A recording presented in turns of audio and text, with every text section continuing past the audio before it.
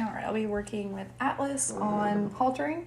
So he started to not want to be haltered and really made me just kind of take a step back and restart. So I'm just holding it up and he's going to target it. I'll click, I'll drop the halter, and then I'll give him a treat. So I'm just trying to kind of go back and repair it with something positive. I'll click there. Very nice. And I'll try to explain what I'm doing and explain why kind of at the same time. But I'm going to hold it up. He puts his nose in. I'm going to click, take it away, and then feed again. Because I had been doing some mixing of positive, negative reinforcement, and it just was not working. And he was just getting worse. That was really nice. He shoved his nose in the noseband of the halter, so I'll click that, drop the halter, and then feed him. And I was like, then his regular behaviors were just starting to break down. So I'll let him figure that out. I'm just going to hold it up and then let him put his nose inside. He's going to do that on his own, because I really want him to be more voluntary. That was really nice. Click him there.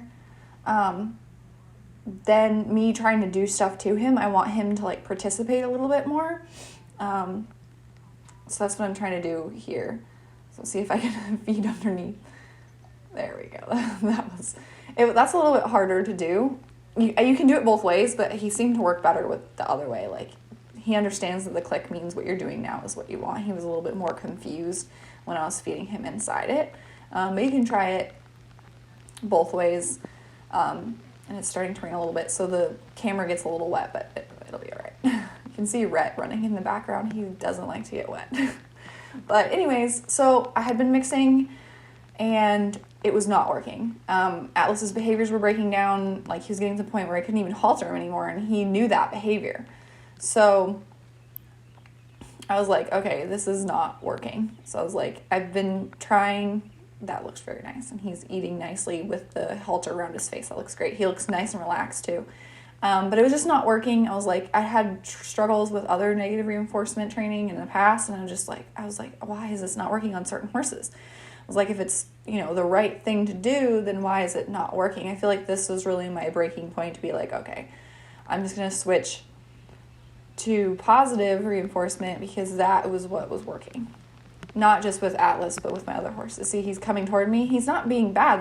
That's what I want. He's coming forward and wanting to put his face into the halter. That's fantastic. I want that voluntary, like, okay, I understand what you want, and then I'll do that for the reward. So I kind of went back here, and I was just like, okay, we're going to start over, and we're just going to do positive reinforcement. That's really nice. So he's got the crown piece just kind of like above his eyes, and he had the noseband over his nose, so I'm going to click that, and it's just going to be little steps. So he just targeted it, then he kind of put his nose in a little bit, then I put a little bit farther, and a little bit further, and like get that crown piece closer and closer to his ears until you go over his ears, and then just kind of progress from there to having it on, taking it on and off, and then like buckling the strap underneath. He seemed to do best with like putting his face in like that. I also need to work on like bringing it up, and there we go. Yeah, clicked with, it was like kind of halfway over his ears. With haltering the other way, where you just have the strap that goes like behind the pole, and you have that one arm over their neck. You have to do that as well. But this was like a really good starting point, and I love, like, you can go back and watch the last few videos where I was mixing the negative and the positive reinforcement, and then watch this video and look at his demeanor. Look where his head's at. Like, he's participating, he's relaxed, and he is kind of in my backyard. I have some hot wire up, and they just kind of do some grazing in the backyard, so we don't have to mow and like buy more hay. But so he is in a fenced area, but he can leave whenever he wants. So his pasture gate is open. It's behind the camera, and then he can go wander around if he wants to. So he's at liberty to kind of do as he pleases. But so I kind of had like a little breaking point, and then I was like, all right, let's try something new. So this is kind of my tilting point here, and then everything after this is just going to be positive reinforcement for the most part. But I'm just going to work a little bit more on this. So about halfway down the ears again, and he's not pulling his head away. He's staying nice and relaxed. He looks really great. I really like the change in him, and it was within a couple days. Like, I was like, oh wow, yeah, this is a big change. He's a different horse. And then I'm just going to slide it like I'm going to put it over. He stayed nice and relaxed. I'm going to click it as I was pushing it toward his ear, like toward his neck, and then go ahead and take it off and then feed. See how he's kind of leaning? He's like, okay, I'd like to put my head in there again. I love that. That looks great. Now he's a little unsure, so I'm like, that's okay. Kind of clicked him for a little bit less than last time, but it's not a big deal. I want to notice when he kind of pulls his head back and he's not wanting to go a little bit further, and then just acknowledge that. So he got the 1 ear, I'm going to click, and that was fantastic. He stayed nice and calm. So like that time before this, he kind of raised his head up and backed, like leaned back a bit. I'm going to have him target on the ground. So I had him target in my hand and on the ground. I'm going to be careful. I'm undoing the strap here just so he doesn't want to paw it and get his leg in there. I want to be careful with that. But I'm going to stay next to it as well and just have him target on the ground a little bit. Because I want him to get used to it falling. Not necessarily because I'm going to rip his halter off and throw it on the ground, but because, I'm desensitizing to ropes or to saddles or, I fall off, whatever. I just want him to get used to those things. But anyways, so before I had gotten the crown piece over his ear, he had pulled back and I was like, oh, it's okay. And I kind of just took it off and rewarded him for a little bit less of a behavior. And then the next time he went further on than he did before. So they definitely recognize when you are paying attention to them and they are like, okay, I'm a little worried. And then you go back a step. So I thought that was really interesting. But yeah, he looks really great just doing some targeting. And so that's serving the desensitizing purpose of, things falling and being on the ground around him, but that's also giving him a little break. So he knows how to target, and that's something easy for him. So we started off with targeting, then we did a little bit of haltering, now we're going back to targeting and just kind of building it up so it's not all haltering or whatever it is that your horse is maybe finds a little bit harder. It's not always that. It's a little bit easier. So he's like, okay, yeah, he goes back to something he knows, and then we can work on something that's a little bit harder. Because I really definitely want to work on the haltering and then him following me, because what set this off was he wanted to pull away, and you'd seen that in my other videos where he just wanted to pull away, and I really wanted to work on that leading and get rid of that. So I just kind of walked a few steps away. I called his name, stood there, and he came up and targeted it. So I clicked and fed him. So I want him to do two things at once, pretty much. I'm working on him following me, and I'm working on him targeting the halter and coming to me. He really hadn't had a problem, I'll click that, with being caught, but I just really want to build his confidence. I know he's not necessarily leading. I didn't ask him to come at this point. When I started to walk away, I didn't ask for him to follow. I just wanted him to just continually to come to me in the halter as a target and find that reward. So I could have done other different things too. I could have started him following and leading with me with a target. Could have used the halter. I could have used an actual target or my hand. It doesn't matter. But this is just kind of what I tried to do today, and it worked out pretty well. So I just wanted him to be more comfortable following and wanting to come to me and come with me, and then also be comfortable with the halter and pairing that with something positive. So that was my goal with this.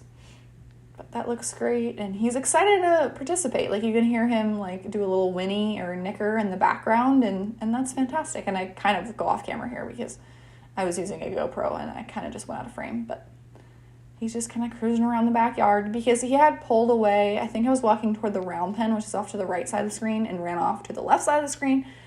And I have not the same kind of fencing as you see in this background. It's a lot shorter because it's just temporary fencing.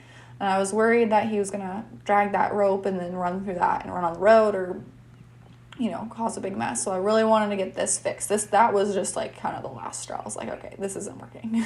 So, but this looks really nice. He's wanting to come over and touch the halter and be near me. So that's great. And I'm going to kind of move around in the yard, to different places. So he's not just near the barn, which is off to the left, or near his pasture, which is behind the camera, and kind of just branch out. So I'll click that and then take the halter down and feed him. And he was having a pretty good time here. So he would kind of nicker occasionally when I would call him. So that was pretty cute, which is night and day difference when I'm using negative reinforcement for him. He does not want anything to do with it. He wants to get away. So you can definitely see the uncomfortability and the pressure with Atlas versus probably any of the others. And all horses have different degrees of pressure that they can tolerate, and his is very low. And Dakota's, the Palomino that was behind me, is very high. And she's domestic quarter horse, so you can tell the difference. Like, that's why you can get away with using negative reinforcement or traditional training or natural horsemanship or whatever with those horses and not with others, or it's very hard or very inconsistent. And now I'm like, okay, that makes sense. Because I was just having a hard time with the Mustangs and just hotter types, like with Rhett, which is my chestnut thoroughbred right there. And he's just very sensitive, and I'm like, what is going on? And then I'm like, oh my gosh, I'm chasing them, and I'm putting all this pressure on them. Like, no wonder they don't want to be near me. So I think this was really the aha moment to all of it. And I am standing behind the pole, so that's unfortunate. But I wanted to kind of talk about why this was important, because this was like his turning point lesson, really. I think he got a little scared there, because he's going further and further away from like his pasture, his home, even though Rhett's right there. But it took a while to really change your perceptions and your views on things, because I had been doing natural horsemanship for so long. I was like, no, this is how you're supposed to do it. Even though I had seen evidence and proof to the contrary, I was just like so stuck in my ways. And I think when I was mixing, I was like, okay, well, I really like this clear training, but I don't want to give up what I was doing before. And then I just didn't understand why I should. So that's why I have those videos where I'm mixing, because I'm showing everybody, okay, this is what worked, this is what didn't work, and maybe it'll be a bit faster for other people. So, and I try to be pretty open-minded, but it's hard to let go of those things. But now he's actually doing some leading here and sticking with me, so I'll just have him go a few strides, and then I'll click, and I'll stop and give him a treat, and then I'll walk off. And he does have a cue for that. He does understand how to lead. I was just trying to kind of do something new, pair some more positivity with the leading and the halter, and just kind of start over a little bit and just make him like his training and like being with me. So